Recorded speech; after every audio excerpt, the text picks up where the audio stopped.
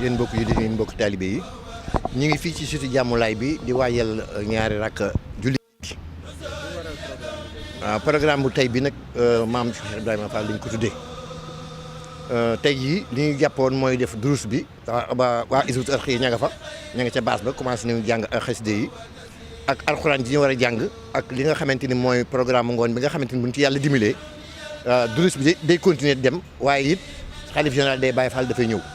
ñu war ko recevoir fii ci site bi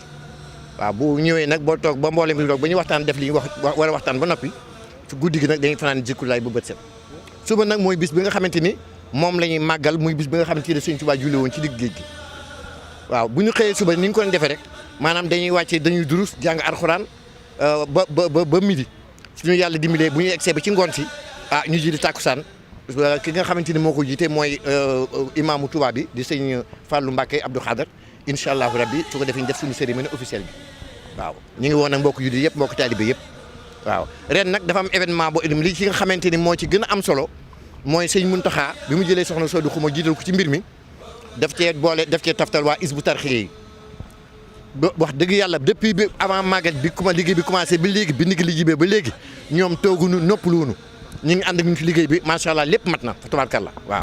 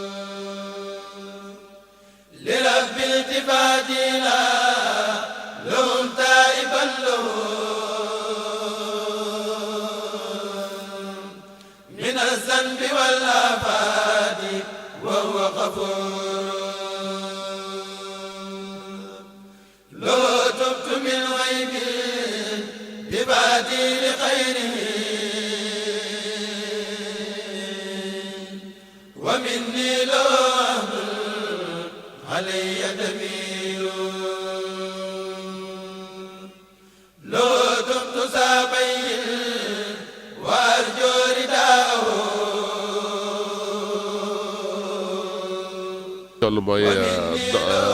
sant rek ndax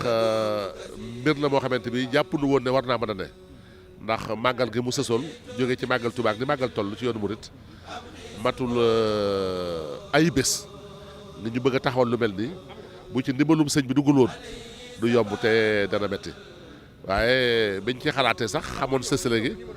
bëgg a waxtaan ak sëñ Muntaxa ci mbir mi moom ni mu ko gisee ci taalibe bi nga xam ne ak taalibe kenn mënu koo xiyaas ñi mu toll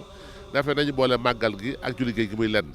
ndax di ko toxal ka daan day àdduna lan lañ ci dugg te du noonu waaye ndimbalam la fekk nañ ci wax dëgg yàlla ndax barki démb rek lañ commencé travaux yi waaye gis na fi mu toll daanaka installation yëpp mat na finition yi rek mooy ci des lan lay moquette ak yooyu waaye dañ ci war def lépp macha allah sori nañ ci baax a baax a baax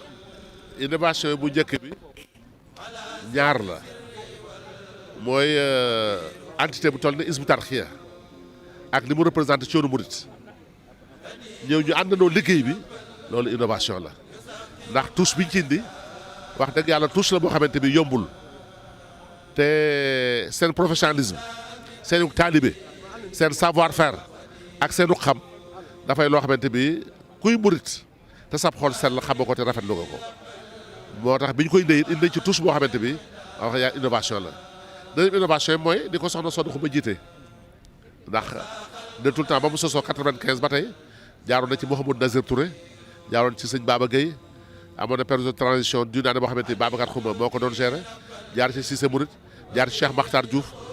ak ci Mbàkke yu fay ñooñu ñëpp ku ci ne góor nga pour une première fois jigéen jiite ko def duo ànd ko sëñ Youssou Diop ñu doxal bi loolu it innovation la loo xamante bi wax dëgg yàlla kuréel gaa ngi koy doog a gis waaye lu ci ne rek gis nañ ci yokkute goo xamante bi ndax ki xam bu la diggalee boo defee rek gis njariñ li te kiy diglee muy sëñ Muntaxa xam na xàmmee na ràññee ba bu diglee rek boo ca toppee rek gis njariñ li ak li mu lay jëriñ rafiqi kitabullahi wal mustafa nabi